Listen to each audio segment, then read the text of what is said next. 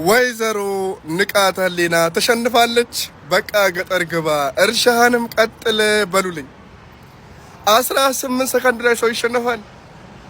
18 ሰከንድ።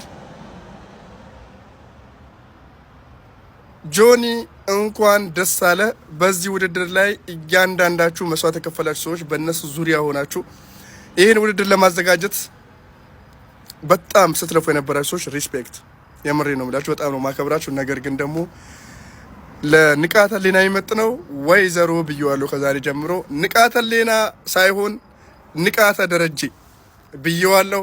ሁላችሁም ሼር ኮፕሊንግ አድርጉ። እኔ መጀመሪያም ዛሬ ራሱ ቪዲዮ ልሰራ ነበረ። ለጆን ዳንኤል ስል ብቻ ነው ቪዲዮ ያልሰራሁት፣ ጆን ዳንኤል ስለማከብረው። ሶ ሁላችሁም አሸንፊያለሁ፣ በልቻለሁ፣ አሸንፊያለሁ። ንቃተ ህሊና ብለው ጥቃተ ህሊና እንግዲህ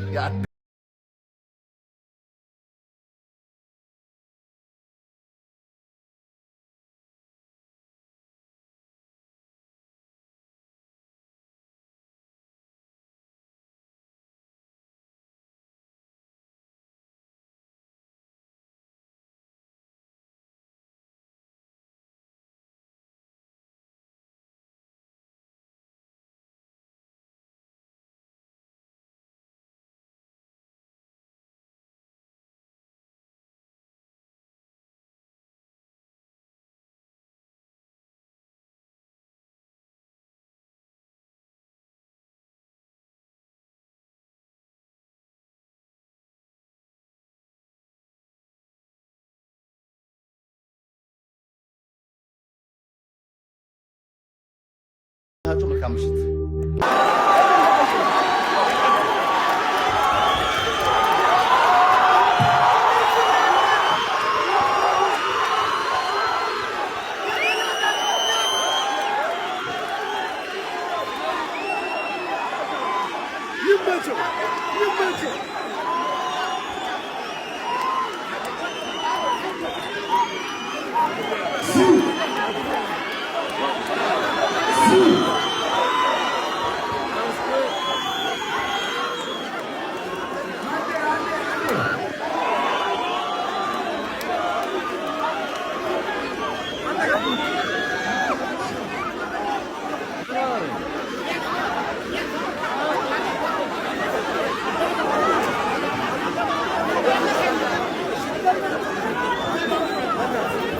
ለ40 ምናምን ቀናት ሙሉ የጠበቅኩት የኤምኤምኤ ፋይት በጆኒ ጂቱሱና በንቃተ ህሊና መካከል የነበረው በ40 ሰከንድ ውስጥ አለቀ። ፋሚሊ ጆኒ ጂቱሱ አሸነፈ።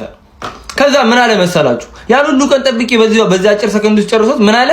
ማንኛውም ማርሻል አርት ነኝ ምንም የሚል መጋጠም የሚፈልግ ሰው እኔን መጋጠም ይችላል፣ ተሰለፉ አለ። ፋሚሊ ይሄ እኮ እኔ ነኝ አንደኛ እኮ ነው። በቃ ማንም ከኔ በላይ የለም፣ ማንን ሁሉንም እመታለሁ እያለ ነው።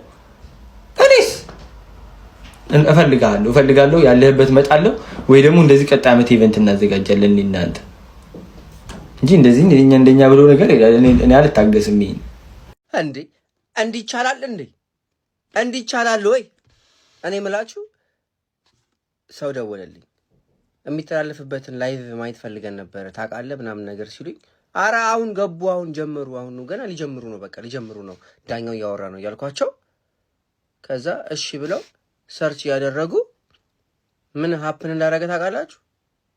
ፋይቱ አለቀ፣ ጀመረ፣ አለቀ።